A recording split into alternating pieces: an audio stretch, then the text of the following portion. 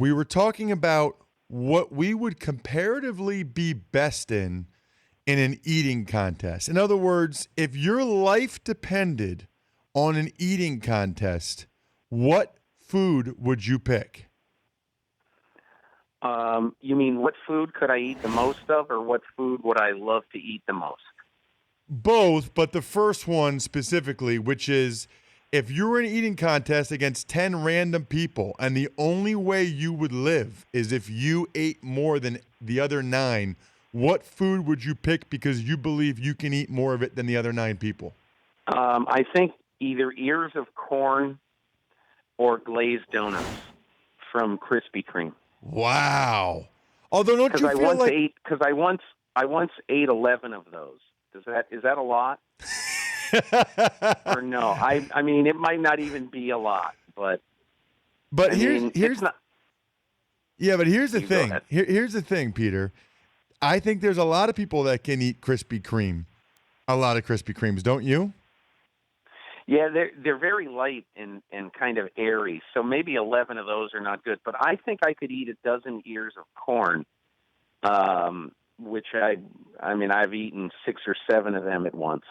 They seem to be a little bit more filling than a Krispy Kreme.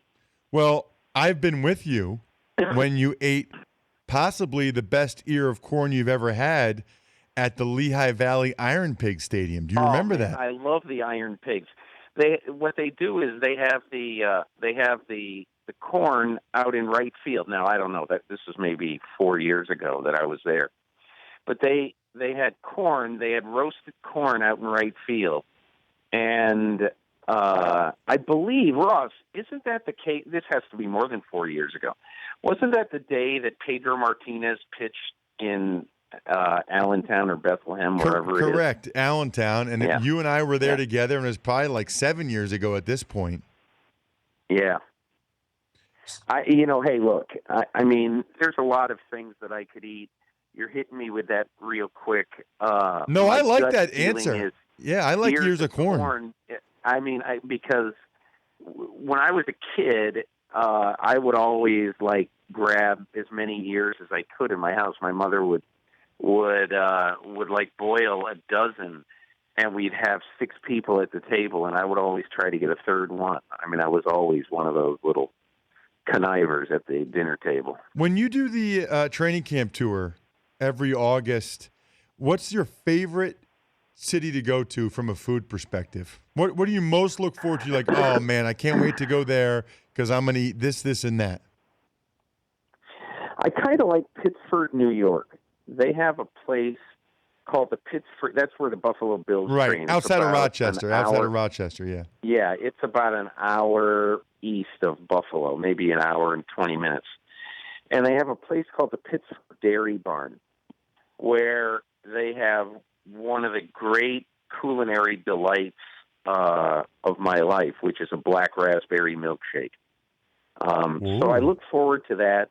I always like to go to do the Bengals because I lived there for 5 years and I love Cincinnati chili. So I'll either go to Skyline or Gold Star and get a 4-way. And then there's a couple of pizza places in Seattle that have fantastic thin crust pizza right downtown that I really like a lot. And so those are probably, off the top of my head, 3 of the places I really like to go to. Well, speaking of cities, obviously the major topic at the NFL owners' quickie meetings, whatever they call these May meetings, is picking the Super Bowl cities. You know, based on what you reported at the MMQB, or guessed, I should say, and folks like Ian Rappaport of NFL.com as well, NFL Network, seems like there's sort of a consensus that it's going to be Atlanta, South Florida, and L.A. I mean, is this just going to be rubber stamped today? Well, all 3 of those make a lot of sense. I mean, the first year, New Orleans is probably the other prime contender. But I don't sense a lot of momentum, even though I think the league likes Tom Benson, would like to do him a favor. I just think they've given New Orleans had so many games And, Atlanta builds a new stadium, and it will have been 19 years between Super Bowls for Atlanta. So I think they're more inclined in the second year of the Falcons' new stadium to sort of cap the second year with a Super Bowl. The next season, I think, in an ideal world, Roger Goodell would want to give the Super Bowl to Los Angeles because it's the 100th season of professional football, capping the 2019 season in February 2020.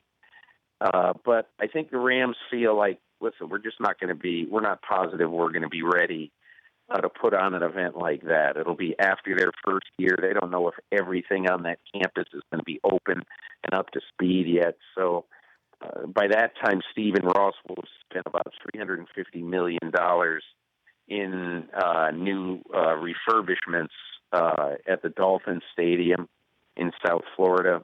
So I think that probably is likely. And then to kick off pro football's second century, my gut feeling is they would give it to Los Angeles for the game in February 2021, Super Bowl 55. Talking with Peter King of theMMQB.com, an unbelievable site, does a lot of great long-form NFL stuff. He's also on NBC's Football Night in America. Peter, I saw you tweeted yesterday about this story from ESPN's Outside the Lines regarding a congressional report indicating that the NFL wagered an improper campaign to influence a government study. I guess my only question here, Peter, is if you're the NFL and you know all this stuff's out there and you know the movie Concussion, and you go all the way back to the NFL's track record in this regard, why would you – and the NFL obviously says they did nothing wrong, Peter. They went through the proper channels, et cetera, et cetera. I guess I don't understand why you're the NFL, why you would even take a chance that someone could think that you're trying to improperly influence the research. Like, shouldn't they just be beyond reproach at this point? I share this opinion with you. Basically, the person at the center of this sort of firestorm is a guy named Robert Stern, who is a longtime researcher into concussions, very, very intelligent guy at Boston University.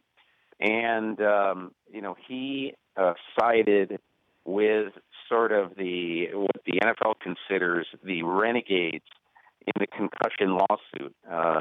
He sided with a bunch of those who refused to sign on, the former players who refused to sign on and allow this concussion lawsuit to go through so that former players can start getting their money from this. And so the NFL has been at odds with Robert Stern. And when this study was they saw it was going to be run by Robert Stern. Well, they voiced their displeasure with this. I talked to Frank Pallone, the congressman from New Jersey, yesterday about this, and he said essentially this simply isn't done. If you give money to fund a study, you have to let the study be done under the purview of the National Institutes of Health. And the NFL, according to Pallone, sought to interfere with that. Now, our Jenny Varentis is on site today at the NFL meetings, and we're about to run a story in which she said it's not that simple. There's a lot of asterisks to that. While there's no question that the NFL wasn't happy with Stern, there are some other factors to this. But still, Ross, I echo what you say. Once you give money to fund a study, in my opinion, you have to just stand back and let no matter what form the study is going to take. If this is a national organization, a respected governmental organization, let that organization do its job. And the NFL didn't do that in this case. Yeah, and I just think, given everything that's happened previously, you can't even take the chance that people would think that you're influencing. And the optics are terrible. The optics are awful in this, regardless of what the facts are. Without question. Peter, always appreciate the time. Thanks so much for hopping aboard. Okay, all the best. Take care, Ross. The Dan Patrick Show, weekday mornings on Audience.